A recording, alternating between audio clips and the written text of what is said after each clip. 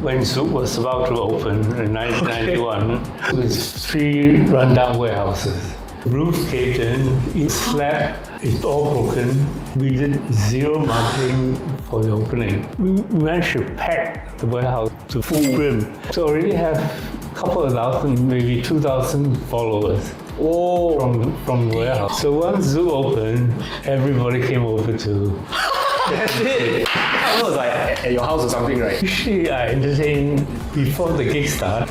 We have dinner in my house just to get to know each other. I like to know what the thinking of future music is, or why they're playing what they're playing now.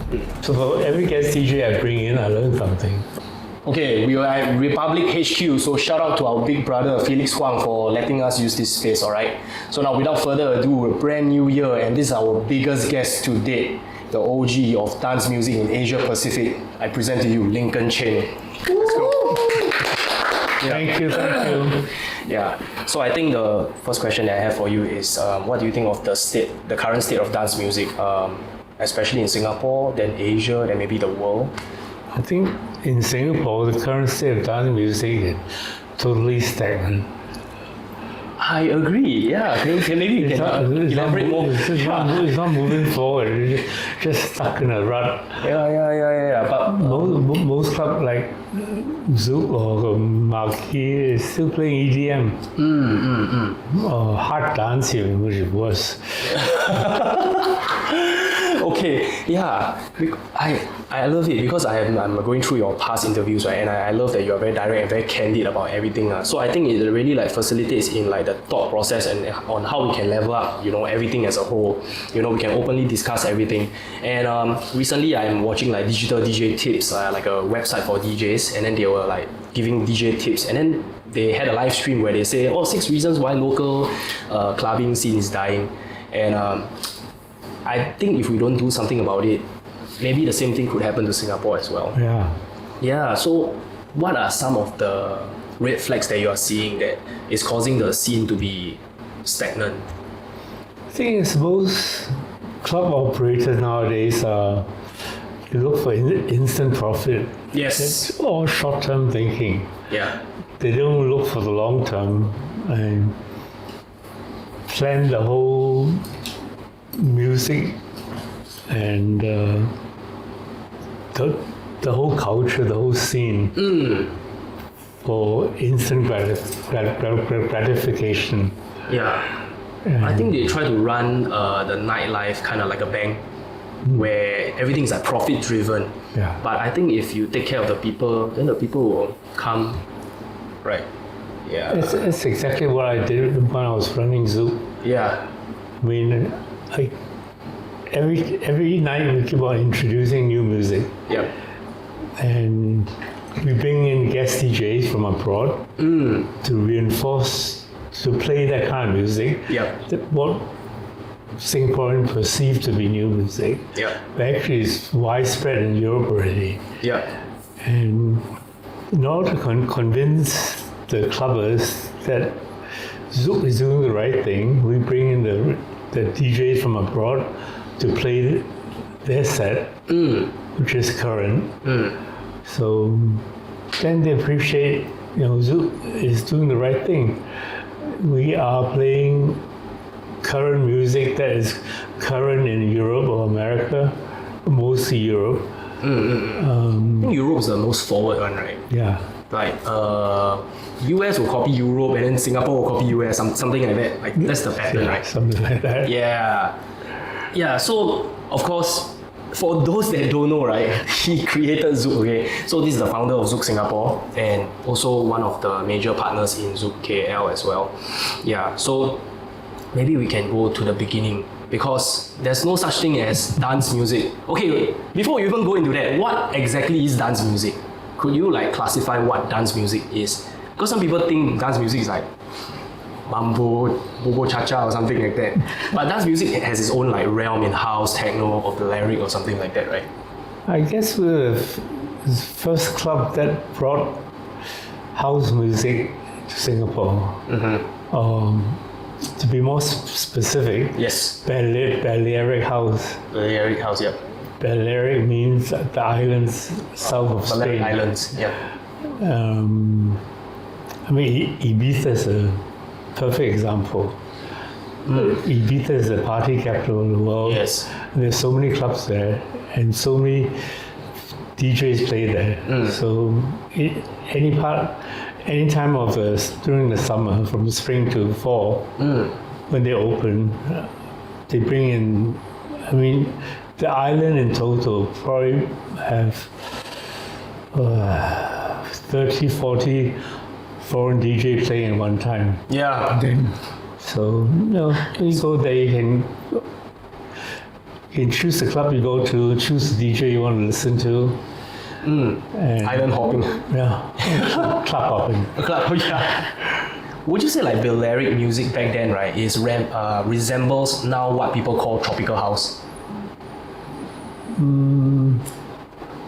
Balearic music basically is to get people to understand house music. Or introduction to house music. So they mix a bit of pop music into house music to keep the dance floor going. Oh, okay. No wonder like a lot of female vocals and Yeah. So if they play only house, you may lose the dance floor. yeah. But if you mix it with a bit of pop music, not really commercial pop, but The structure is pop, lah. Yeah. So it's more digestible a bit. yeah. Yeah. Completely understand. Didn't Zouk used to have a Balearic night as well Well, back in the day? we started with Balearic DJ. Yeah. The godfather of Balearic house is Alfredo. Yes. And Alfredo came to Singapore. He was our resident DJ For 1 month. 1 month. Yeah. Yeah. So every Friday and Saturday he would play Yeah. at Zouk. What a way to start a club. And that was like, is that like literally the first month you open, you already got DJ Alfredo for 1 month? Yeah. Yeah, what a way to like open a club, right? It's like coming to the bang, the originator of Balearic music. Yeah. Gives our clubs the credibility that, Yes. if Alfredo is playing Balearic house, Yeah, like you bring Mozart play piano. it must be happening, that kind of thing. Correct. Do you? Yeah. So do you like face any like difficulty when starting Zouk? Because I think Singapore back then wasn't very privy to like dance music, house music, techno, right? It was still in that cha-cha era, karaoke music. Yeah. How did it all? Okay, if you enjoyed the podcast so far, don't forget to like and subscribe to our channel. You'll definitely help our channel reach more people. And now, back to the show. Club in those days are mainly hotel clubs. Okay. Most popular one is probably Chanassery or Ridley's or ANA Hotel. Chanassery is the Hyatt. But they all play commercial top 40s. Similar to a lot of clubs now. Still play top 40s. How I get to gather the crowd for Zouk Yeah. is 1 year before Zouk opened, while we were building Zouk, basically Zouk is 3 rundown warehouses Yeah, combined into one big. into one place, yeah. Yeah. So we're not allowed to touch the outside. There's a Okay. conservation building. Yeah. But the roof caved in, even the slab is all broken. And basically, it just 4 walls. It'd be so much cheaper for us to tear the whole thing down and build a new building there. But because of the conservation, we can't do that. And when I was hunting for a venue, the government was taking out the venue for tender. Okay. And there were only 3 tenders. Zouk, some warehouse, somebody uses the warehouse, Okay. and somebody who uses it for a seafood restaurant. But it's vast for a seafood restaurant. Okay. But of course, with our business formula, we can get much higher revenue than using it as a warehouse or as a Seafood restaurant. who may not even work. Yeah. So we got it quite cheaply, Oh. but the renovation cost is very, very high because we have to rebuild the whole roof. And I like to do it, I could use a steel truss Right. to prop up the roof, but I prefer to do it the old school way, using wooden trusses. The whole roof is supported by timber, basically to keep it to the same style as the warehouse, Right. the old warehouse. Rustic kind of look. Yeah. Does it? Do you have like Ibiza in mind when you build this, like inspiration, when you try to like do Zouk? I've been going to Ibiza since 1985, every year without miss, except for during the COVID period. Oh, even till now. Yeah, even during the COVID period, even the Ibiza clubs are closed. There was no point going there, and also taking the risk of going to Yeah. Italy. Italy is quite high in COVID, Yeah. and but besides that, I've been there every year since 1985. So I think you really literally seen the growth and like how they build their stuff. Yeah, I guess how the whole thing evolved, Yeah. and also it gives me the inspiration of Yeah. which step Zouk should take next. Yeah, don't repeat their mistakes, something Yeah. like that. So maybe we can circle back, right? You said that okay, you had a secret on how you gather people 1 year prior to when you open Zouk, right? So that means like, how do we say this in Singapore? Singaporean, like how you chill people already 1 year prior, right? You already send out the invites, you do the marketing. What are like some of the key things that you do to like ensure that okay, the moment I open, it's gonna be jam packed? Actually, we did zero marketing for the opening. We didn't, at that time, there was no social media also. Yes, correct. We didn't advertise in newspaper. We just word of mouth. What we did was, we were very lucky that just around the corner of Jiak Kim Street is a warehouse. Now it's a warehouse hotel. Warehouse hotel. Yeah. Before it was a warehouse disco. Oh, okay. And it was dying. It was, even on weekend they get maybe at max 50 people. But why are they dying? Are they playing popular sounds of that era? Popular sound. Oh my god. It's a big venue, and they're Wow. competing with so many other smaller venues that you play pop music. Oh, you play pop, I play pop, everybody play pop, Yeah. then just die lah. Yeah. Right. So every Saturday night, I start my own party. Every Saturday night from midnight to 3. I brought my own records. I bought all my own vinyls mainly from London. This was 1 year prior to Zouk opening, right? Yeah. Okay. Actually, I started buying maybe 1.5 years before Zouk opened. Okay. Okay. So 1 year before Zouk opened,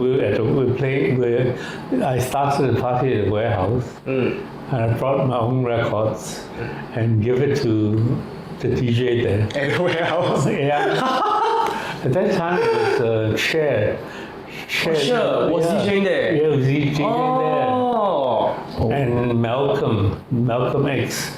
Malcolm X. Okay. I don't know where Malcolm is now, but of course, I know where Cheng is. And all my records have a sticker on it. I counted all the BPM of each record. So even though the DJ is not familiar with the record, at least they know which record matches the last BPM. Yeah.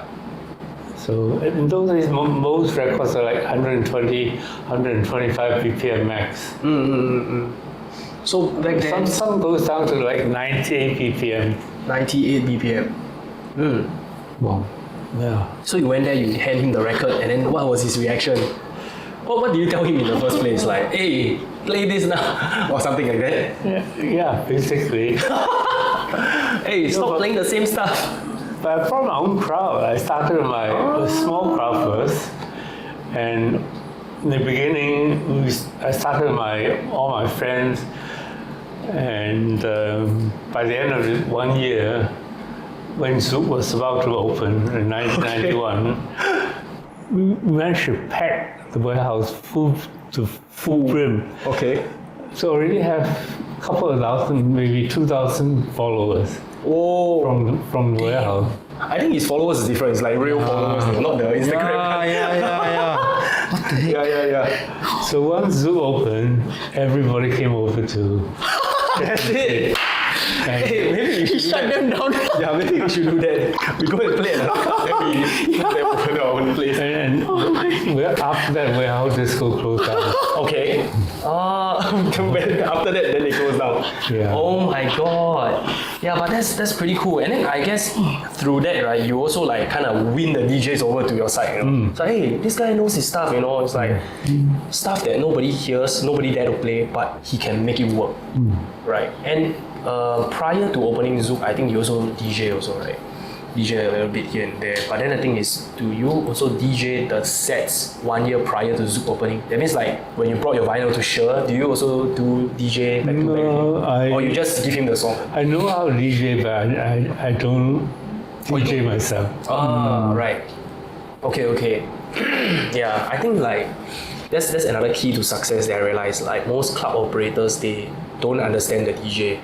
Like even if you don't DJ, right, but at least you know, so that you know the difficulties that they are facing, and then you know how they can push themselves. Like okay, maybe you play this track for a couple of weeks already, it works, time to change it up or something like that. So do you have this kind of similar conversations with your resident DJ? Because my boss, which is one of your employees, Jeremy Boone, recalls very fondly on like back then how you like implement them playing new music. Yeah. I only have 2 rules to my resident DJs. One is never ever use the mic. Basically, I took away there's no mic in the DJ console. So even if they want to talk on it, there isn't any. Right. And the second is don't play commercial music. Stick to house. And maybe once in a while you can, like the lyric style, you can throw in a couple of oldies to keep the crowd going. Surprise the crowd in, you're playing a chain of house music. All of a sudden you drop a familiar song. But that familiar song has to go with basically the house music BPM and principle. Right. So that's the 2 rules.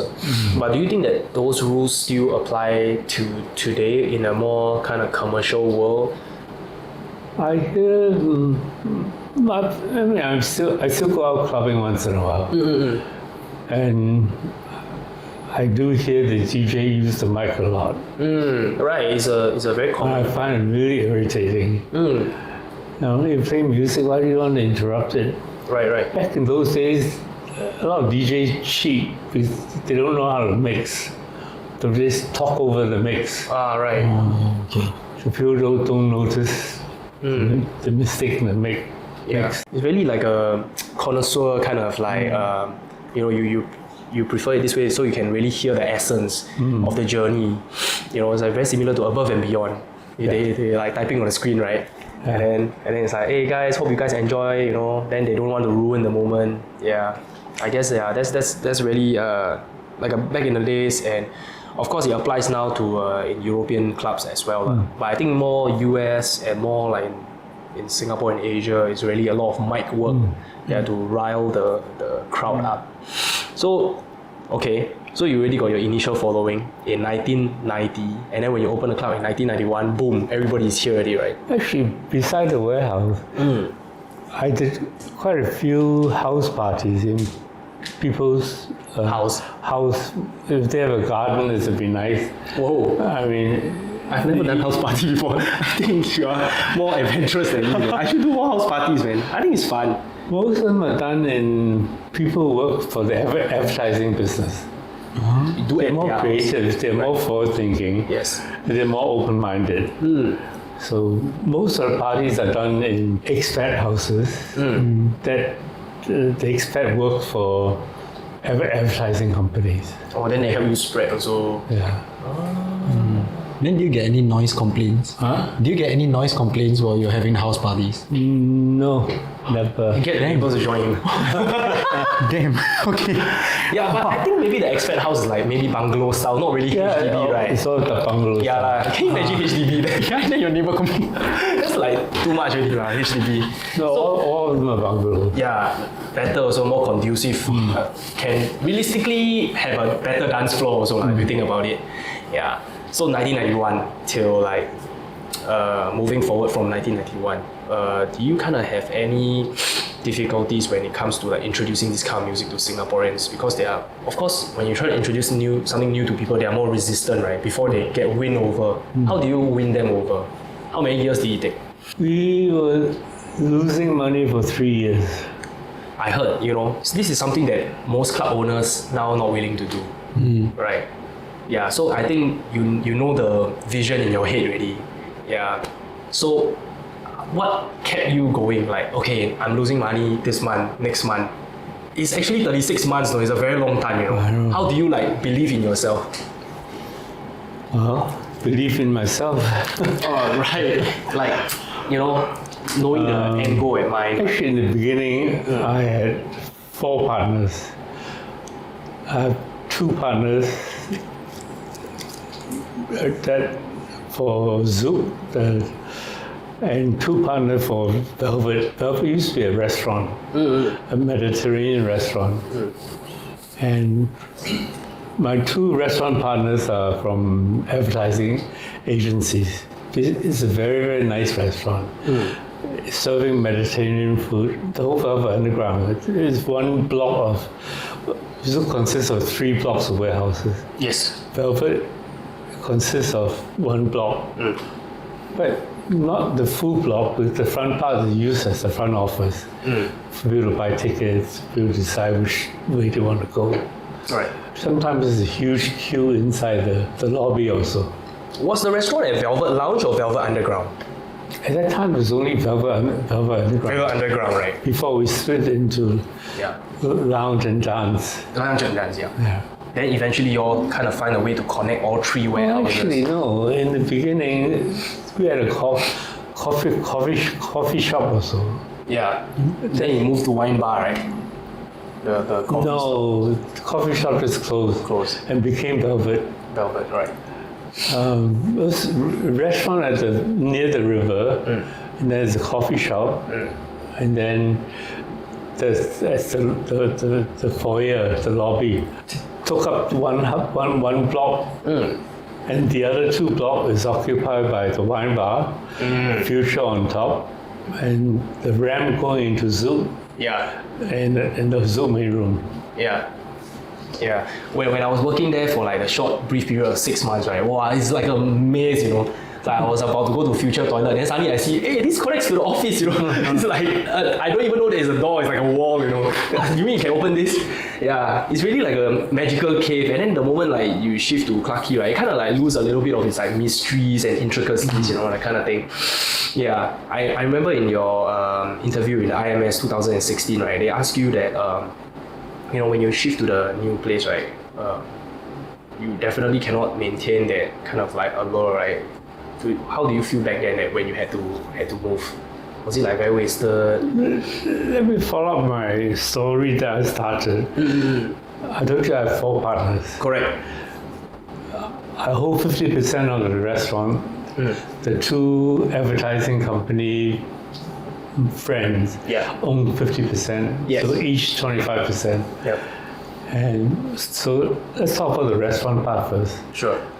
And since we're losing money, they just can't afford to upkeep it. Yes. So after I think about 2 years running it, they leased it out to a microbrewery called Orangutan Microbrewery. Okay. And actually, they've invested a lot of money in it because they brew their own beer. So their own stainless steel tanks to brew different flavors of beer. Right. But the problem is the music they had a band there. And music they play was so commercial. It's so irrelevant to what's happening next door Right. in Zouk. Yeah. That's why they could make it. They lost so much money. At the end, they went bankrupt. Oh, that's actually quite surprising. Like they play commercial, right? And then you are playing deeper, Yeah. more international sounds, right? But then you all managed to suck the crowd over. You know? Yeah. I told the tenant Yeah. that why don't you just not pay for the band? Let me handle the music for you. Uh-huh. For sure, my crowd will going to come and eat at your place, drink beer at your place. They won't listen. They insist on having the band that plays really commercial music. After all that, the brewery went bankrupt, so my partner lost the tenant, and he said they can't run it. They ran out of ideas how to run it anymore. So they asked me whether I want to buy over, so I bought over. Oh. So, So that at that point was like you really lose for like 1.5 years, like 2 years. 2 years, 2.5 2 years years. in already, right? And then okay, you know what? I still believe that it's gonna work. I'm gonna buy over. Yeah. That was the mindset back then. yeah. Okay, and then now So- moving on to year number 3. After that, I own 100% of Belvoir Underground. Yes. So on the Zouk side, I have 2 partners also. Both of them from KL. They're club owners. When I first opened a club, I have no club experience. I don't know how to operate a bar and maintain the bottle measures. As in, they are Yeah, both they- club owners. You are not a club owner. I'm not. Yeah. So you zero experience. No experience. in club owner. Yeah. My expertise is music. That's all. Yeah. And how a club should look like, and how a club should be run. Yeah. Maybe we can talk about furniture business later on. Yeah. But yeah, back to the yeah. So basically, they believe in quick profit again. I mean standard lah. I mean that's most humans. We cannot fault them for it. Yeah. Yeah.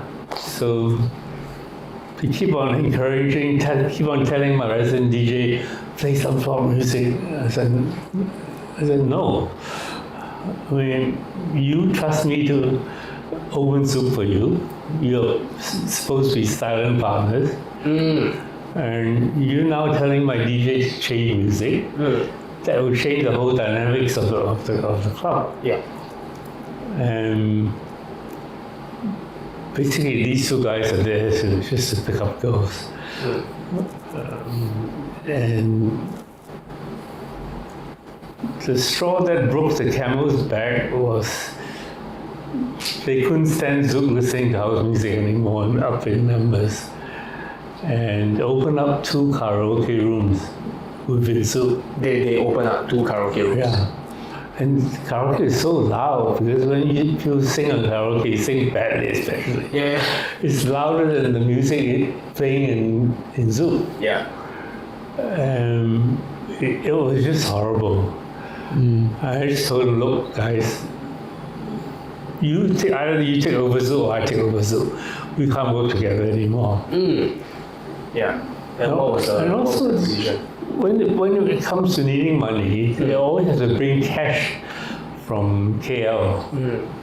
I think it's probably a tax evasion thing. And That's crazy, most of the time, the cash arrive a month late. Okay. So I always have to fund Yeah. their portion of the club spending Yep. for 1 month. And that leads to a lot of arguments, you know. Where's your money coming? Why do I have to pay for you? Huh? Yep. Interest free. Well, as I said, the straw that broke the camel's back is when they built the 2 karaoke rooms. Yeah. So I said, that's it. So we had a Dutch auction in a lawyer's office. So basically, I won. Yeah lah. Of course. Dutch auction. What do you mean by Dutch auction? It's a reverse from normal auction. The price, you bid up. Dutch auction is the reverse. You put the highest price and you bid down. Okay, how? Okay, I don't really know how that works. Maybe you can explain to the audience also. I'm not very sure. So, example, let's give a fake number. Let's just say, okay, I put Zouk at $1,000. Let's say. So, what's the methodology beating down? Let's use $1 million. Okay, $1 million. So the first person, actually I can't remember how Dutch Ocean works anymore. Yeah, but maybe we can Google Yeah, but idea is like you bid the worth of the company. Okay, then I understand already. You are talking about the worth of the company, right? Worth of the company, and then yeah. Bid down, and then whoever I think says Whoever stop bidding down, buy that value. the last person who bid down becomes the winner Okay. of the auction. Okay. So you should, if the club's worth on 1 million, we start at 1.5 million. So the first bidder say, okay, 1.45. The next one say 1.4. And you just keep on going down until the one doesn't go down anymore. Right. And then the last bid will win. Yeah, below a 1 million, that means you're starting to make a loss already, right? If you bid lower and lower. If the value is 1 million, of course, if you don't bid it down, you're paying way over the Market value of the club. Right. Okay. So that was like 2 years mark like that. This like kind of fallout kind of happened. Altogether, by the time they quit, I think it was 2.5 years. 2.5 years. So between 2.5 years to year number 3, right? What was the major shift that Zouk just suddenly boom, like it just became happening? So from year 3 onward, I have total say of the company, of 100%. the club. So I can do whatever I like. I don't have to consult anybody. Oh, I don't have to worry about my partner not making money or when they can make money. That's why I said for the first 3 years, Zouk was losing money. yes. But I believe in the long term it will work. Because all my close friends who come to Zouk all the time, they come so regularly, every weekend, every Friday, every Saturday they're there. Yeah. I was 4 days a week. I contribute. Yeah. So, But bottle service wasn't big back then, right? Bottle service wasn't big back then, right? You didn't really rely on that. we never have bottle service. Yeah, precisely. Zouk, I believe Zouk should be a very democratic club. Okay, in what sense? We never have these girls holding champagne, sparklers, sign saying happy birthday or whatever. Zouk never did that. Correct. We never even used sparklers. So I believe I don't like the idea of, let's say, the big spenders upstairs in members bar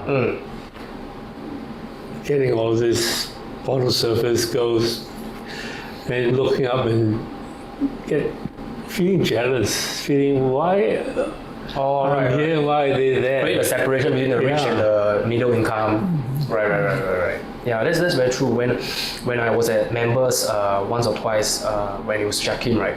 You see, it's like all the famous people down there, right? But they don't want to be seen, you know, that kind of like cool. Yeah, it's like wow, this guy is like some big superstar, but he just don't want people to know that he's there. Really the cool underground kind of vibe lah. Yeah. Basically, people who go to other clubs, who like bottle service, who like attention, who like other people to know how much they have spent. These are not the kind of people, this is not my target audience. They can go to other clubs, I don't mind. But I want to create a democratic club where everybody is equal. And ironically, right, I think ironically, when you don't do bottle service, your members feel more exclusive. Yeah.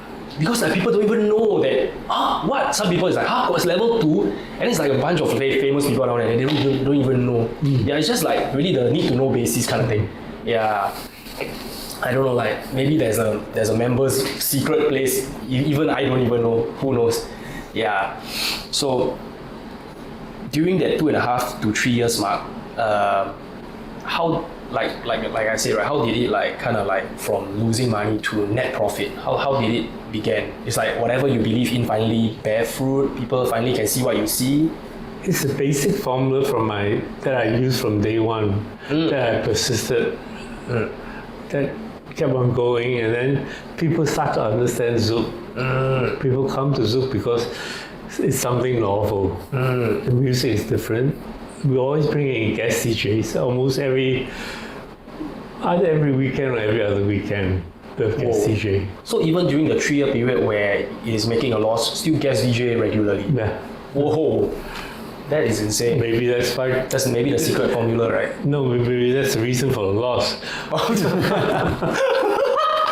My God, I was like, event also right now we also hosting like monthly events. Then we're thinking how to like step it up, you know. But really the persistence is really key, lah. No, but in the beginning we didn't have guest DJs that frequently. Oh right, once a month. Definitely more than once a month. Not once every 3 weeks or 2 weeks. Wow. But definitely not every week. Oh yeah. We started with two main crowds: the creative crowd, either they're in fashion, advertising, music making, filmmaking, artists. The creative crowd, and the other crowd is the gay crowd. The gay crowd are much more open-minded to music. For them to go to a club, that they are welcome, they're not discriminated. Yeah. We like them because they make an effort, they dress up Yeah. to go to a club. Non-gay people just, go like us. Yep. We just like, huh? Yeah, I think back then, right, you were very futuristic already. You were very accepting of the minority group. Now it's becoming like more widespread, you know. Yeah, but back then, you were already doing that. And like for example, if someone were to use the same formula that you did back then, right, it kind of like doesn't really work already because now it's really so widely accepted, right? So let's just say imagine if you were like opening a club, how would you do it differently from back then? Back then, okay, you targeted creatives, you targeted like gay people, but then now, right, what is a way to like, okay, let's say you have a brand new club, you want to like... I'm about to open a new club soon. Oh. Yeah, sometime next year. Wow, that's not release news, right? I don't really want to talk about my trade secret. Okay. But anyways, this is going to be released in 2024, so, you know, literally the first week of 2024, hey, this is a Lincoln interview. Yeah, so probably by then it's open already, who knows? Yeah. Maybe not. I haven't found we haven't nailed down a venue yet. Oh, okay. So Right. it will be at least... But of course, you have like your own like formula that you have in your mind already that you're gonna implement. Of course, not gonna repeat your original 1991 strategy. You have like a 2024 update, you know, something like that. Some things I can reveal, some cannot. Okay, maybe you can just tell us what you can tell us. I think there's a big vacuum in Singapore Okay. for a club that caters to a mature crowd. Okay. No teenagers. 35 and above. 35 and above? No 23 and above. Okay. Just no teenagers. No NS guys. Nobody in caps. God damn, man. Me, whole floor cannot DJ there. We all only swear cat. The teenagers can't handle alcohol. They get okay. drunk, they get rowdy, get into fights. The way they act after the alcohol, right? Yeah.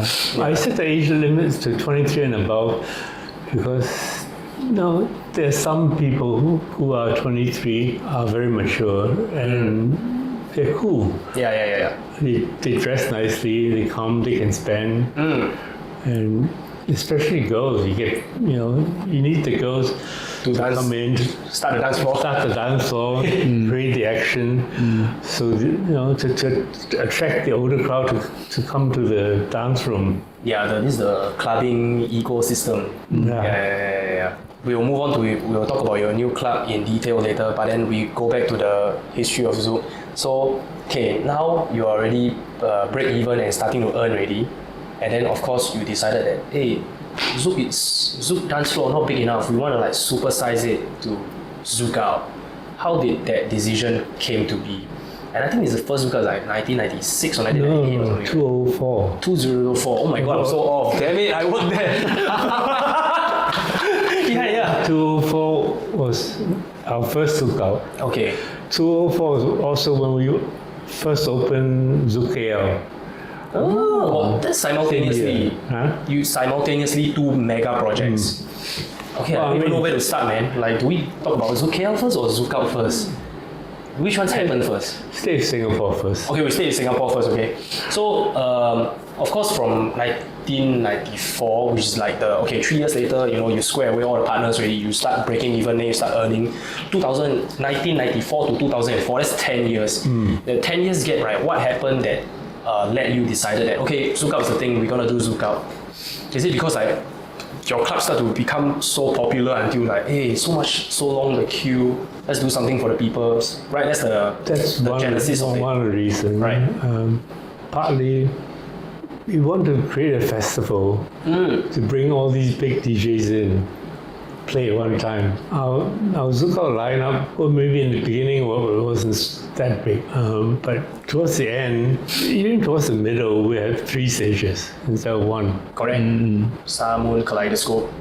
That was the No, three with the main stage, house music stage, local hip-hop regional. stage. Oh, hip hop stage. Yeah. Oh. Actually, we have 4 stages. One point we have 4 stages. One for local talents, Yeah. local DJs, local bands, playing. I was that. manning that like 2017 or 18. Yeah, Kaleidoscope. I was helping Jeremy Boone with Mr. Haas, all that KFC, all the Yeah. local DJs. Yeah. Over time, Sentosa Siloso Beach keep on shrinking. Why is it true? They start building hotels in certain areas. Oh yeah. At the end, we couldn't do 3 stages anymore. We only had 2. Right. Because my impression was they already got hotel already, but he exists in an era where the hotel wasn't even there in the first place. And I thought Siloso Beach always the same size, but actually it became smaller. Yeah, but then most of the time the backdrop of the ZoukOut will be facing on the hotel, right? Facing against the hotel. Yeah. So the music blast opposite the hotel, right? So that they won't complain. Into the sea. Yeah, into the sea. So I think another huge advantage that you have at ZoukOut is the natural ventilation. Like for example, when Ultra Music Festival was held in Marina Bay, there's a lot of heat exhaustion case on the first year before they bring in industrial blowers. But ZoukOut, you don't even need that. The sea just does its thing. It's like all the stars align. For each episode of ZoukOut, which only happens for 2 nights, Friday and Saturday night, 1 weekend. Yep. The preparation for one ZoukOut Oh my god. would take at least 8 months. Yeah, I know that. To book all the DJs, to design all the props, to Lay out the fireworks, get your engineer safety clearance. So many. put up the stages, the decor. Yeah. And the stage backdrop. Yeah. So insane. Yeah. So in 2004, first ZoukOut, of course, you can't just use your own money to create a festival. You need to have sponsorship people coming in, partners, right? Who were the first people that, okay, Lincoln, I'm going to lend you a hand. Who were the first people that are willing to help? I believe Singtel, the Mercedes first one is Benz. probably Singtel. Singtel, Citibank, Red Bull. At some point we had Virgin Airline. Oh, Virgin. Yeah, Virgin. One ZoukOut Virgin sponsored it. Damn. Yeah, but in Singapore we cannot have secret sponsors. Right? Richard Branson is quite an open-minded person, so he was really into it. And I think back then festival wasn't really a thing like it is now. So to be able to venture capital this thing, right, is wow, quite ballsy, quite scary also. But at the end of the day, you all made it work, and the rest was history. So what were the first bookings that you booked? Do you book DJ Alfredo for the first ZoukOut? We could have. I can't remember. I can't remember, too long ago. Too long ago. But do you handle the bookings or you just let your DJ No, my booking marketing manager? team handled the booking. Right. My marketing team handles the booking of DJs with my approval. Right. Back then, the first few groups of people were the Tracy Phillips, or the OGs that really made it happen. I think that's literally the most difficult era where there's nothing and you have to create this thing. And then now we're just following the template, I think it's way easier now. Back in 2004, I think EDM is just starting. Basically, we brought EDM to Singapore. Yes, yeah, of course. Starting with like house, Balearic, and then it evolve. Yeah. Right. Paul Van Dyke was one of the first. Yeah. Paul Van Dyke. Oh wow. Yeah. Oh. Back then it was like that transy kind of sound, also, right? Yeah. Paul is a good friend of mine, so. Oh yeah, maybe you can tell us a little bit about the story between you and Hartwell. Hartwell was like at your house or something, right? Back then he was just very new. Usually I entertain before the gig start. Alright. They probably go on at midnight. We have dinner in my house, either at my house or or a restaurant. If the group is too big, it's a restaurant. Yeah. If the group is small, I do it in my house. And just to get to know each other, to interact. You know, I like to know what the thinking of future music is, or why they're playing what they're playing now. So I learn from that. So for every guest DJ I bring in, I learn something. Right. And it's future learning, you know, because they're already one step ahead of Singapore. Yeah. I guess that's really where you get also your inspiration from, talking to a lot of people. Yeah. Well, but yeah, I think you also support like quite a lot of up and coming talents. Before they are even famous, right? You really like kind of scout them. Hey, why don't you play at my club? And then boom, they became big, you know. What are some examples? I think like Hartwell was one of them, definitely, right? I know that Hartwell always shout you out every time we're in Singapore. Hey, you know. Besides Hardwell, there are a lot of much smaller DJs. Hot since 82 or something. No, you know, during Thursday, we had a night called Sessions. Yeah, they brought it to Clarke Quay, where it's like really new DJs up and coming. I don't know what they do in Clarke Quay, but so in the main room we have Sessions. In Velvet we have Air Crew Night. Air Crew Night, Air yes. Crew Night every Tuesday and Thursday. All air crew can come in for free, Yes. but of course they have to buy drinks Yep. at half price. Oh, come in free, still got 50%. Price, yeah. Right. Now don't even have. Now it's just air crew only. Don't have 50% only. COVID shopping. Yeah, pre-COVID. Yeah. Pre-COVID, definitely. Yeah. Not just Singapore Airline crew, any internet, basically any airline. As long as they show the crew pass, or if the captain shows the IC, we let them in free. This is like a free way to They get go to the hot bar, people. they show them the IC, you Yeah. get 50% off drinks. Damn. Wow. Yeah, I think this is one of the desired crowd, right? Yeah, the more international also, and then they really can portray themselves well, because that's their job, to be professionals and then to serve also. Yeah. Yeah. So the air crew doesn't matter whether it's a weekend or not, because it depends on which day they're off. All right. The shift work. Right? Yeah, the shit. So not everybody don't have to work on weekends. That's true. Some don't. That's true. So it makes sense to do it on Tuesday, Thursday night, because you know the shift is different. Then from there, another promotion that you came up with is, of course, Ladies' Night, TGIW. We never had a lady night. Never had a Ladies' Night. I know. I think during Jiak Kim, the closer to the end, it's like ladies can enter for free on Wednesday or something like that, right? Not that I can remember. TGIW used to be Mambo Jumbo. Now they call it Mambo Jumbo, right? Yeah, then Yeah. because Mambo Jumbo become a bit saturated. Okay. We changed it to TGIW. So basically the same formula would be Mambo Jumbo, except the name changed. And the music changed with it a little bit. So that's how you like do the pool for the Wednesday nights for your local crowd. How you pool for Wednesday night, which is like Mambo Jumbo. Back then you name it TGIW, but now he has his own name, Mambo Jumbo, right? We do Mambo Jumbo on a Wednesday night to make a weekday night happen, as we can pack in as many people as we do on a weekend. Actually, sometimes Mambo Jumbo is more popular than Yeah. some weekends. Resonates better with the locals, I guess. Yeah. Essentially, it's like oldies, right? Then what about weekends? Do you like maintain the same formula in the weekends throughout the years, which is like international sounding dance music, Yeah. right? Weekend is just the template for Zouk. So what are like the typical numbers, like 2.5k packs a night, Our capacity is 4,000 4,000? for the whole Future- for all 4 rooms, right. including wine bar. It's 4,000.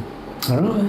For some reason, Friday, Saturday nights are mostly packed. Yep. Wednesday night, when one Mammoth started packed, it got to a factor that it's cool to go to Zouk. Yes, that's The a very cool factor. important. Yeah, it is cool to go to Zouk. It's not cool to be seen at somewhere else. And I think like cool is like silent power, you know. You cannot acquire it overnight. It's really through consistent work and effort and doing things that people don't think will work, right? But you believe. And then one day people are like, hey, wow, you know, this place like cool, huh? They can do something different from everybody else, but it still work. Yeah. It's like whenever we DJ and then we try to play the same thing that international DJs play, but only when they play it works. When we play it doesn't work, you know. It's like that kind of secret sauce. So is that what is missing in a lot of clubs today? Like how we opened the whole entire podcast. In the very beginning, when we first started Zouk in 1991, we tried to get rid of not to get rid of, but to change all the office crowd that come after office straight to the club in the white shirt. I installed a whole bank of UV lights in the ceiling. You can see their sweat. Ah. When they come in white shirt, they glow like well, they just stand out. And after a while, they learn not to wear a white shirt anymore. Yeah. So we encourage not just music, but a lifestyle. Yes. Fashion, literature, music, of course, Yeah. art. I think this is very significant in you are like how to say like you enjoy all this and then you're also a connoisseur of all this, right? That indirectly you also created a community around it. Very good example is today we are at Republic and then Felix lent us this place to use and then I think you did the same for him also back then for Radical Force Dance Crew. And from what I know is that you also lease out the venue for free for like, oh, this is an up and coming designer, he want to do his own runway show but he don't have a venue, hey, why don't you do it at my club, you know, that kind of thing. Yeah, so is that also one of the key to success of Zouk, like being down with the people, involving yourselves in the community, and you don't expect anything in return, you know, but somehow you'll be grateful. Yeah. That's how you get your cool crowd lah, quote unquote cool crowd. Yeah, more in the artistic and in the known.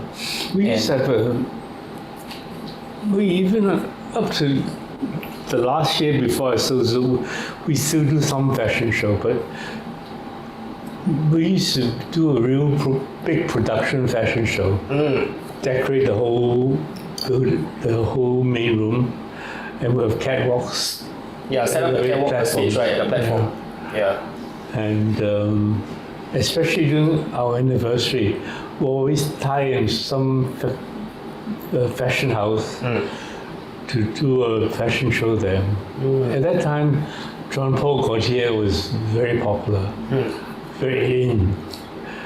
And we did quite a lot of JPG Collaborations. Gaultier shows. And it's close to perfect for clubbing because it's quite outrageous.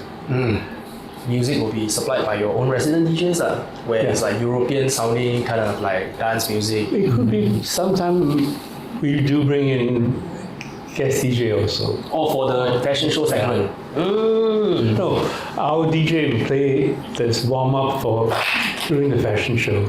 And after the fashion show, the guest DJ will take over. Yeah, I remember once I was there observing one of those fashion shows.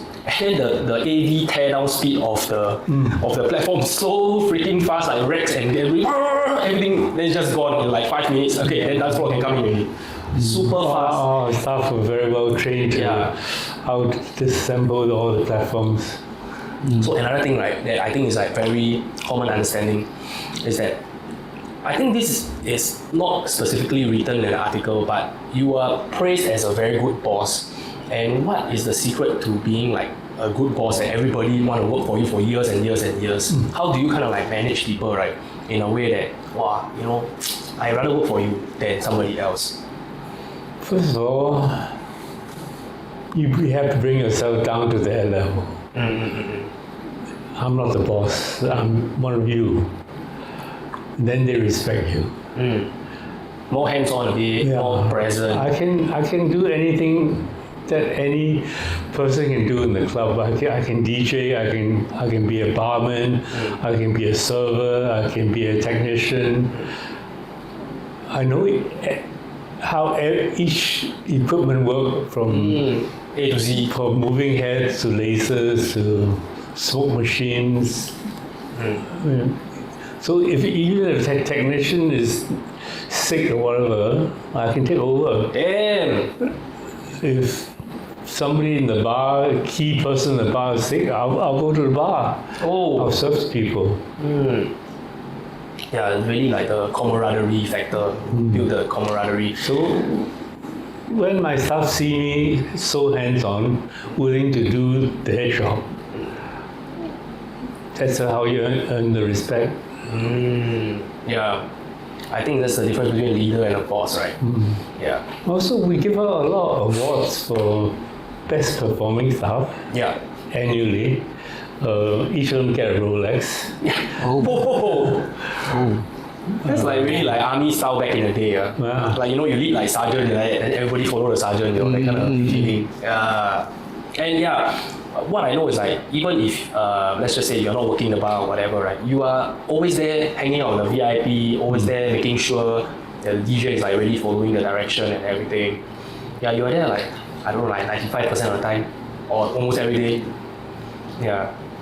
And also, I'm very hands-on in the way that I can see things that are not working in the club that nobody else can see for some reason. Like a light bulb blown. I can tell the difference. Even my staff don't care. It's just one light bulb. What's the difference? But I'm so particular. Anal. I mean, like, you own the business, so of course this is like your baby, right? So every single aspect must be right, you know. Like if the light is not here, then later not shining on the stairs, then people trip, you know, chain reaction, something like that. Yeah, and of course you will definitely be the first one to be alerted of it. And then you tell your staff, then of course they don't own it, they're like, whatever, you know. But of course they still do it lah. But you have to be the first one to spot it. Yeah. No, Zouk main room had a big video wall also. Yes, correct. In those days, the cubes. Yeah. Like TV cubes. And no LED in those days. So the video wall is comprised of 24 cubes. So one of the cubes doesn't function well, it gets dimmer, or the color is not the same.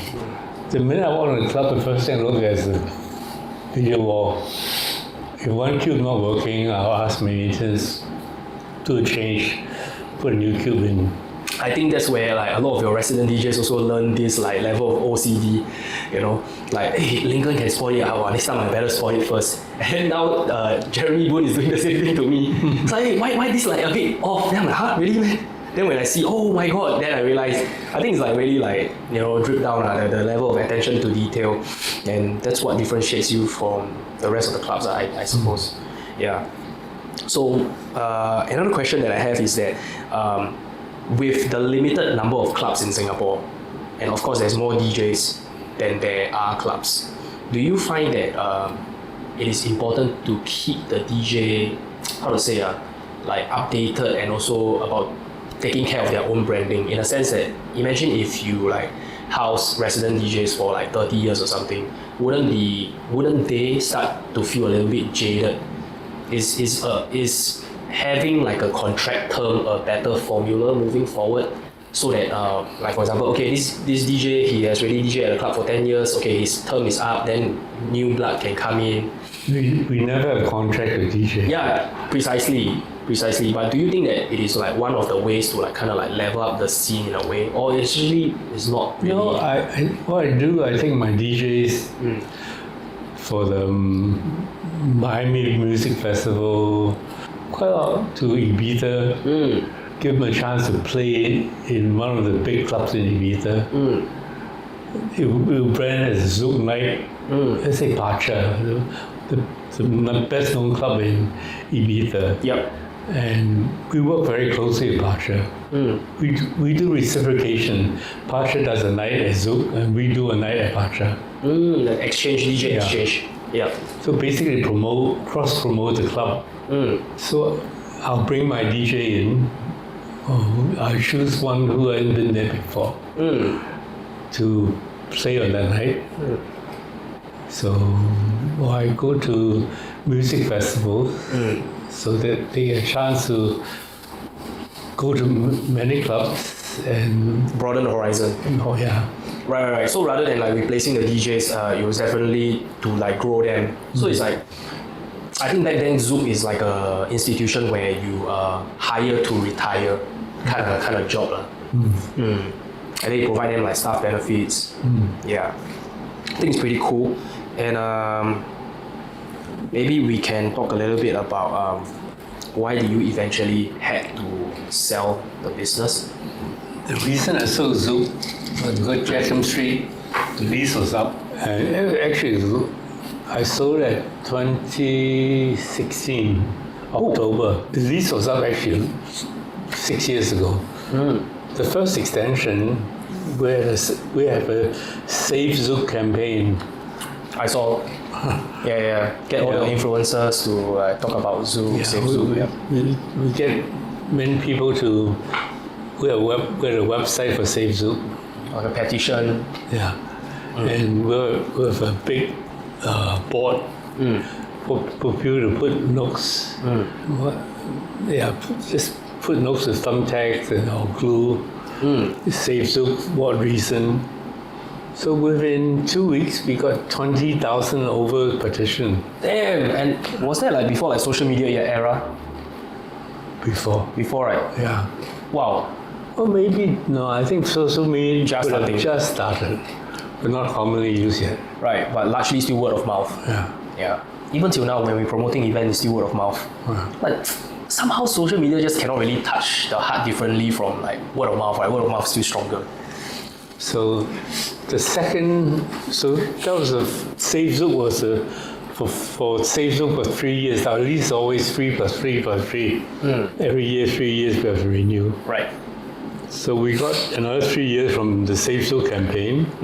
And the last one, I have to talk to the government and said, look, can you give me an extension if I can find a venue for Zouk to go to? Right. I extend you 2.5 years, right? Yeah. So they gave me a deadline. If I can find a next venue to move Zouk to, then we can stay in Zouk for 3 more years. Okay. Or stay on Jiak Kim Street for 3 more years. And the reason I sold Zouk because I really don't like Clarke Quay.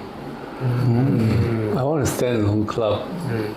Zouk has always been a standalone club. Well, it's before our neighbors moved in. And Clarke Quay is just a cluster of a lot of clubs, restaurants. At that point, I thought maybe it's time for me to retire. Let some young blood come in and take over and carry on the name. So happened I managed to talk to Genting people, and they're desperately looking for a club brand that they can expand internationally to Vegas, to now they're starting one in Tokyo, LA. Are you still like a consultant in the Zouk brand? No more already. Yeah. Once I sold Zouk, I want absolutely nothing to do with it. Are you like, do you feel like heart pain a bit? No, I feel glad actually. Oh really? But I thought like, most people they build the brand from day one, right? They'll be like, I can't bear to, If I have to be the consultant and end up, it's not my club, I don't get to call the shot. Whatever advice I give them, they may not take. Oh yeah, true. It should break my heart. Yeah. So I'd rather just stay away and let them do whatever they want. And a lot of my staff went to, when Genting took over, a lot of the staff still work for them. Yeah, for a period of time, yeah. Yeah. My DJs, like Jeremy's still there. Yeah, Yeah, Hong is still there. yeah, correct. Ghetto is still there. So, yeah. But that's about it already. Yeah, the rest are all newer. A lot of floor staff, service staff, barman, security, they still work there. But Yeah. to them, a job is a job. But in the ground level, right, we definitely can say that we definitely miss the way that in Zouk and Jiak Kim is really a very, very different experience. Yeah, it really is like everybody's a family kind of vibe. Yeah. So then after selling Zouk, and then how do you like spend your days because for 20 over years, right, you are like virtually a Zouk every day. You're like investing your time. 25 years. Yeah. Your whole entire being is in the club. But then after you sell, then 5-6 years, what have you been like occupying yourself with? Do you start another company or? No, at first I thought it's probably time for me to retire anyway. Yeah. So I just had that retirement mindset. And also in the sales and purchase agreement, there's a non-compete clause for 5 years. Oh, yeah. I can't open anything competitive in Asia Yep, correct. to Zouk. My passion is opening a club. Yeah, of course. Your whole entire life is like that. Yeah. And so rather than just jumping to some other business, I just try to enjoy my retirement. But after a few years, retirement became so boring. Man, I want to reach that point, man. Life becomes so pointless. There's no purpose in life anymore. What activities do you do, like golfing or I don't golf. paint? I paint, yeah. But only started recently. No, but even that it's not an everyday engagement. Yeah. I mean, Zouk, even on Sunday, I think about Zouk. Yeah. But when I don't own any club, I don't think about anything except how to pass time myself, Yeah. which is really, really boring. I don't encourage retirement at all. Retirement at all. Yeah, that's why in Japan they work all the way till the end, right? Yeah. Then that's more fun also and kind of like lowers risk of like dementia or something because you're constantly engaging, right? So now you're back. So what's the plan? I already told you the next club. Yeah. So is it going to be focused on house music only? Something very new, music policy. But it's like one room, right? It's not like 3 rooms. In one room. It's one room, right? Yeah, it's much smaller. Capacity is probably about, we have a bar lounge and we have a club. Okay. It's like Velvet Lounge. The kind of vibe lah. Yeah. Okay. So maybe like 400 to 500 packs kind of thing. Lounge, it can hold maybe 300. Club, maybe 400, 500. Do they share the music? That means like the DJ that I dance. haven't decided yet. Oh, it can be separate, right? It can be separate, it can be shared. Ooh. Yeah. Because there's a period of time where Velvet Lounge, there's also a DJ there. Yeah. I was like one of them. Yeah. So new club, and then of course the planning stages. I guess now is how you spend most of your time planning for the upcoming. DJs wise, are you looking as well like to recruit your old gang or like maybe new blood? I won't recruit my whole gang. Old gang, right? I won't name them, but I mean, your old gang is like, we know already lah. They're all famous. I can't hire the entire crew. Yeah lah. They can choose In who's the one right room. for the right Yeah. sound, right? Yeah. So when you look at clubbing nowadays, within Singapore, what do you feel? Do you feel like there's any issues with the clubbing scene in Singapore compared to like when you were running things at Zouk? The main issue is music. I mean, as I said, most of the clubs are still playing EDM. And the DJ go on the mic. Yeah. Some nights when I go clubbing, when they playing to me anyway, bad music. Bang away EDM or hard dance. The DJ spend probably half his time on the mic. What the fuck? What's the point of going to a club? It's not music. It's constantly interrupted music. It's like having ad on YouTube. What a way to it. Oh man, I forget my train of thought. I have this very important question. Yeah, but I don't know, maybe like elaborating on your point. So that means with the current direction that you have for your club is to be as forward as possible. Alright. I remember what I want to ask really. Okay, every time I always have this moment again. So you know there are certain clubs in Ibiza, right, where you enter and then they like kind of scotch tape your. I don't know if you want to do something like that, like no phones policy. Everybody has to be engaged, interacting with one another. Because I think now the era is very different from back then. Back then you go to club to be social, right? But now it's like everything's on social media. You know, people are already talking so much online already. And then when they are at the venue itself, right, you realize they don't really engage with each other that much. Actually, Ibiza never has that policy. It's like a German thing, like German Berlin club kind of thing. I went to Mykonos. Mykonos does have that policy. Oh, every club you go Mykonos to, is Rome. Greece. Greece, yeah. Every club I go to, they put the tape on your camera, your phone camera. I've never seen that done in Ibiza so far. As to Singapore, has any club done that? No. I don't think I will also. Yeah. Especially for my club, it's going to cater to a more mature audience. They're not so anxious to take pictures of the crowd or the guest DJ playing. Right. 3, 2, 1, go.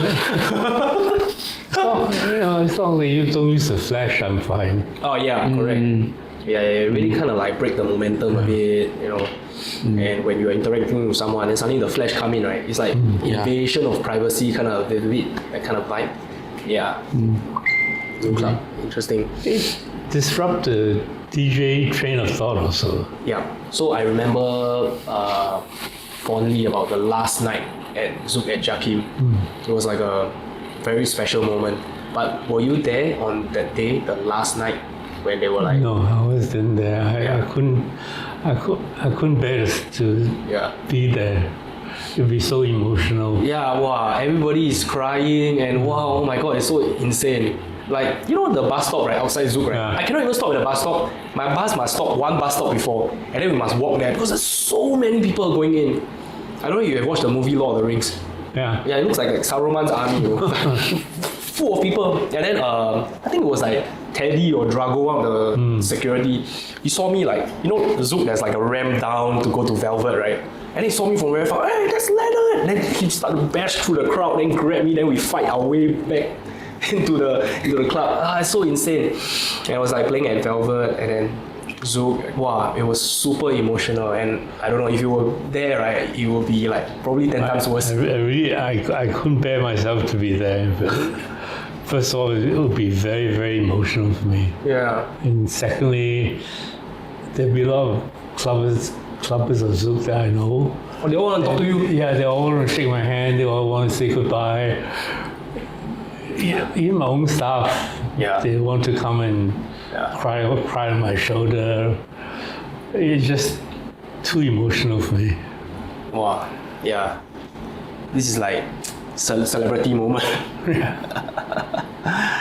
Okay, and then maybe we can talk a little bit about like prior to Zouk back then, when your first trade was like in the furniture business. So how do you even get to that? How do you even led to Zouk, you know? Actually, altogether in my life, I've done 6 businesses. 3 in Hong Kong. I came from Hong Kong. I moved here in 1982. And I did 3 businesses in Singapore and 3 businesses in Hong Kong.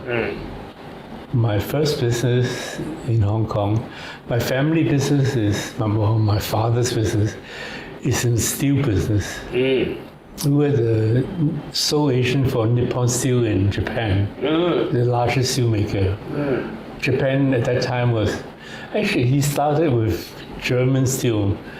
Before Japan rise, Germany was the top Correct. manufacturer.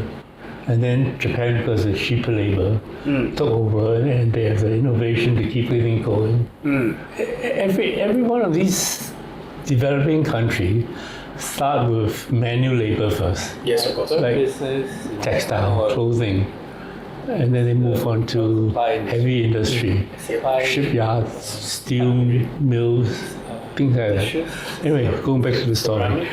My first business, my parents, my father's in the steel business, but I don't want to just follow his footsteps and do his business. I want to expand his business beyond what he's doing. So I started the steel structure business. Steel structure at that time was unknown in Hong Kong. Do you understand what I mean by steel structure? Steel structure. Yeah.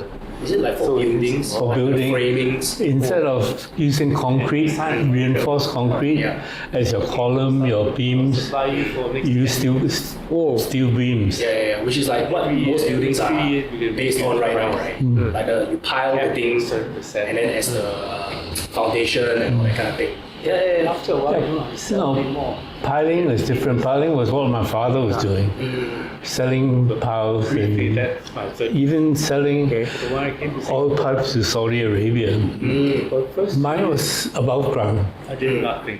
Building a building above ground, it can be 20-story high to 60-story high. Trading the stock market.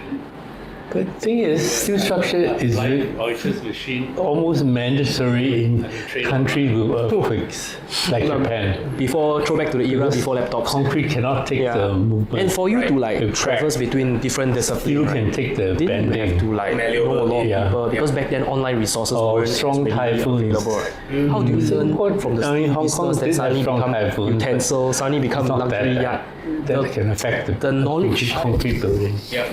So my selling point is So you talk to time is money, because Hong Kong property at that time was really booming. If you take 2.5 years to build a building, I can shave off 6 months by using steel structure. That is, time is money. The money you save for 6 months, you can rent out your building or you can occupy the building. It's more than worth in paying the cost of steel structure. So I converted a lot of people to use steel structure, architects, developers. So my second business is in the completely different. So the first one you just sell after you are done with the business. I kept it running for a while, and then I started losing interest, and then I sold it. Or when there's more competition, and that's the key thing. I never do business. I never continue my business when a lot of competitors start to compete. People start to follow what I've done. I'm a pioneer person. Yeah. I like to do business that nobody ever started before. Like steel structure is brand new. Second business is pleasure boating, selling pleasure yachts, motor yachts, but top end, like Super yacht. yeah.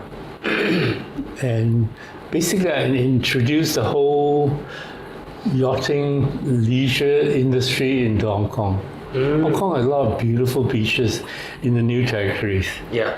but there are no roads getting to them. The only access is by boat. My third business in Hong Kong was in the hotel supply industry. I supply cutlery, dishes, ceramic, called flatware, silverware, flatware, and glassware, drinking glass. So imagine each hotel, not only for the restaurant, but for room service. How many of these do they need? Yeah. And I sell them as a package.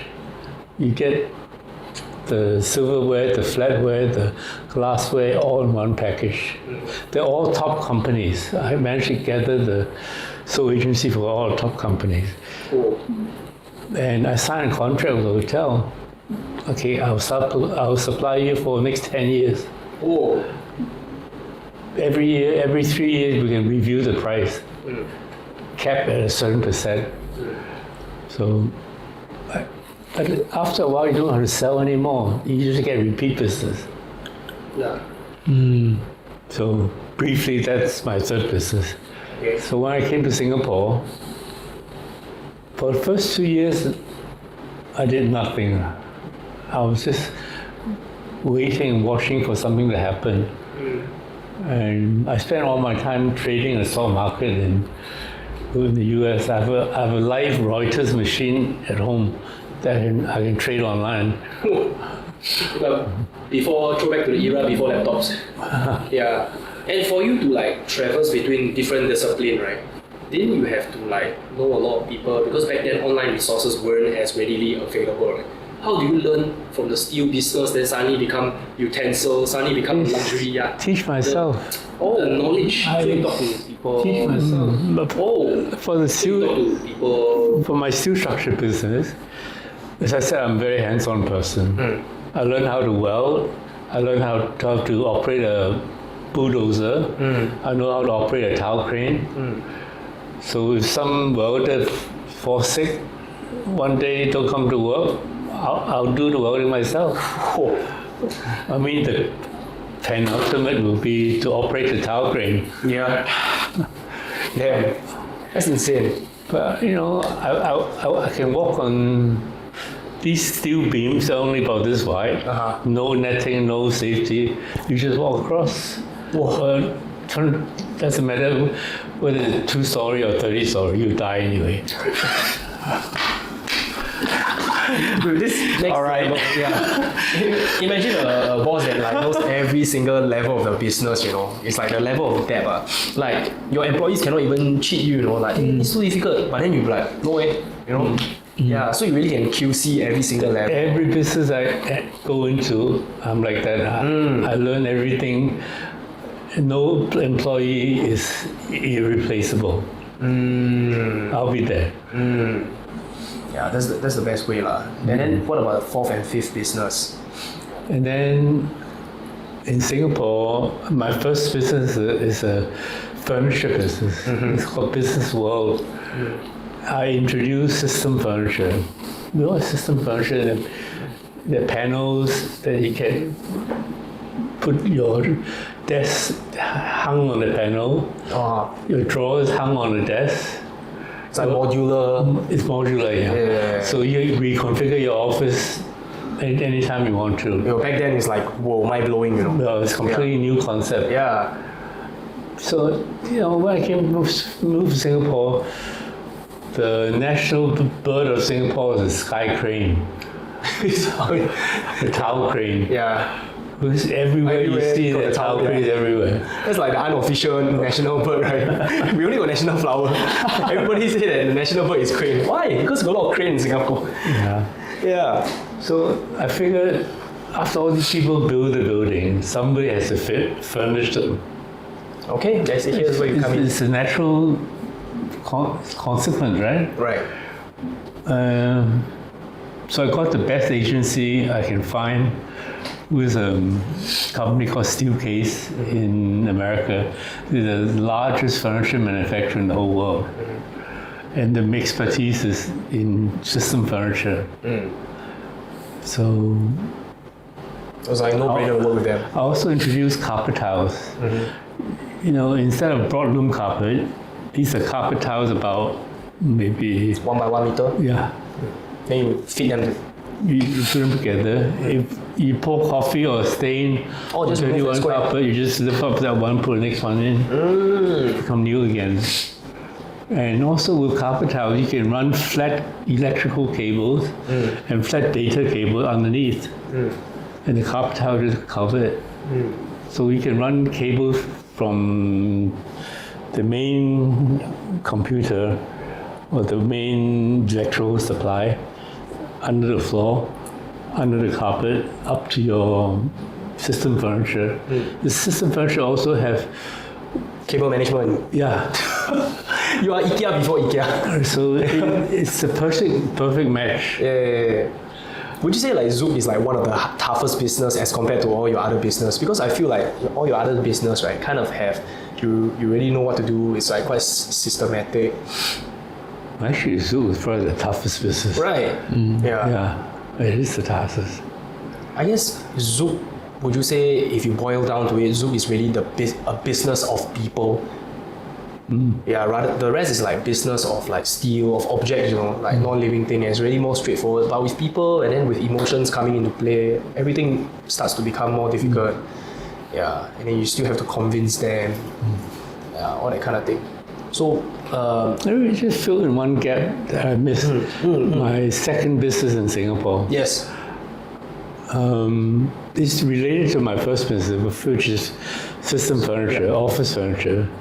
I opened a furniture store in the promenade, now becomes part of Paragon. I had two stores there, one upstairs, one downstairs. One sells modern classics like Le Corbusier, Macintosh. Computers. No, not computer. Old designer furniture. Designer furniture. Yeah. Okay. But very minimalist. So one floor caters to that because all these designs are classics already. Yeah. And one floor caters to new designs, new furniture, new objects. And so that complements my office furniture business because the chairman's room, the GM room, they may want some decoration, nicer furniture than what Steelcase can supply. In the lobby, you want to put some objects in, nice furniture in. So that only ran quite briefly, only lasted about 4 years because Zouk just took me away. Yeah. Did all your businesses and the background knowledge that you have contribute to the success of Zouk? Yeah. Like even everything down to the furniture, to the fountain. When Zouk closed and then actually someone wanted to auction for the fountain, they wanted to buy the... Actually, it's still around. It's displayed somewhere in Singapore. Yeah. So all these are like custom. You source it from overseas. Yeah. They're made locally, actually, in the fountain. What about the club sound system? Are you gonna like kind of utilize the same style that you did for Zouk for the new one? Because I think you're quite a fan of your original work, right? Yeah. Yeah, until the creator passed away. One thing I never compromise on sound system. It has to be the best. How would you, because the best is very subjective, right? Yeah. But what does your best kind of consist of? What kind of feeling should it like kind of invoke? Well, in those days, I know it's a club called Vinyl in New York. Also Ministry of Sound in London. Yes. They both use the same sound system. And I've been to these clubs and they sound fantastic. Those are for big room sounds, not for small rooms. You remember the 4 stacks of speakers we have in each corner of the main room? Yeah. Correct. It's done by Gary Stewart, but he passed away unfortunately. But it sounds amazing. Where tweeters hang all over the ceiling. Yes, correct. Yeah, even one like extending down in the middle of the dance floor, and then it's like pointing 4 directions. Yeah, everything adds to the thing. And I think like building good speakers is just one part of the equation. You also have to have someone that is like experienced to tune the whole entire thing so that it works like one. Yeah. So other than sound system, let's talk a little bit about your recent hobby, which is like art. Yeah. How has that? How did it even begin? Like, how did you like? There's another Actually, I've discipline. stopped painting since I finished high school in America. I went to prep school in America for 4 years. I was the top artist in school. Every year, the school give out one prize called the Ellsworth Greenlee Art Prize. And it usually go to the graduating from the senior year.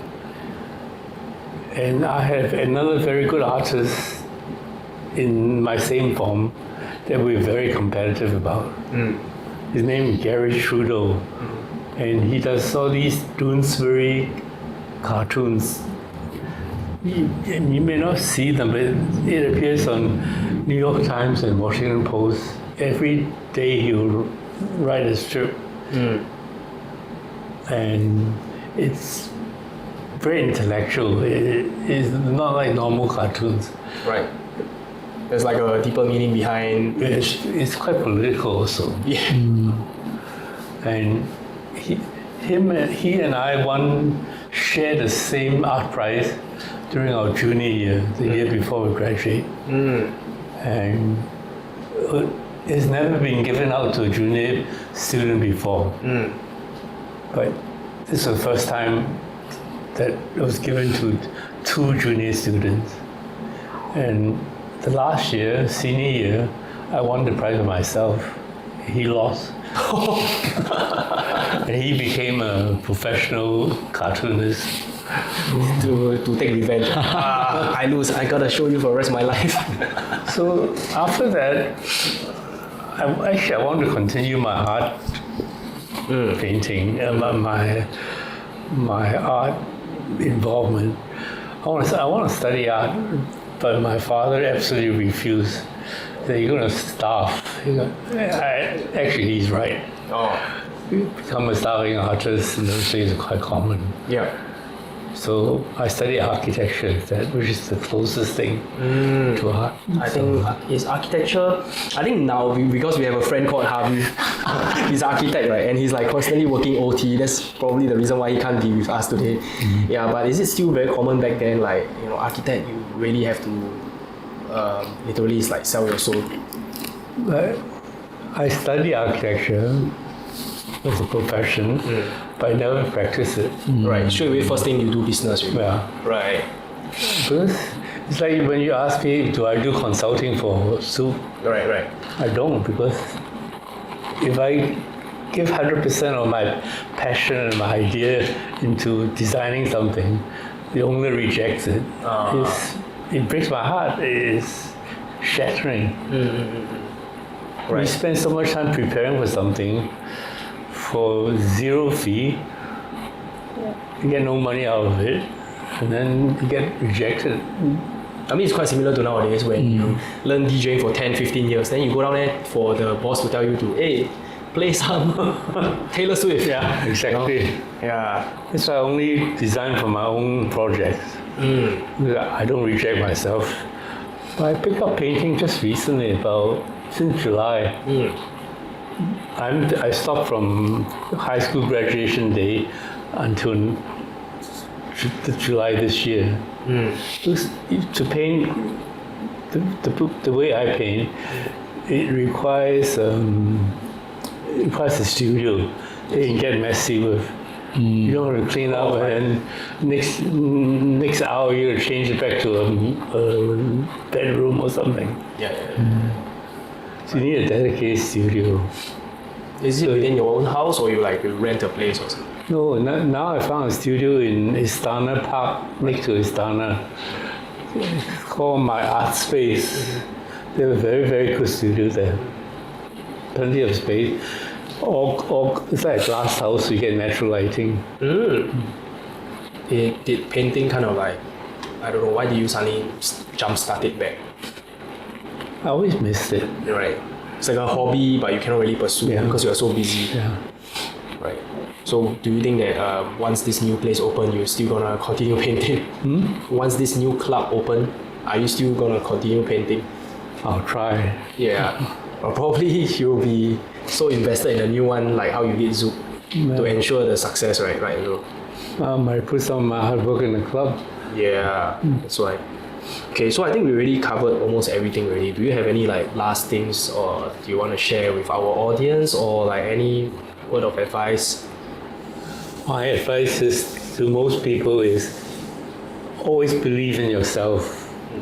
If you do a business that you don't believe in it, don't do it. Like people can kind of tell, right, from the energy they give off. Don't do business just for money. You have to a business that you have to be interested in. You have to be passionate about. Otherwise, you can make money for 3-4 years. You lose interest. You sell it. Yeah.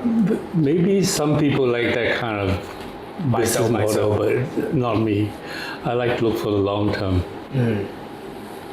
Okay, great. Thank you so much for this podcast. This is Reverie Podcast with All right, thank you very Cheng. much.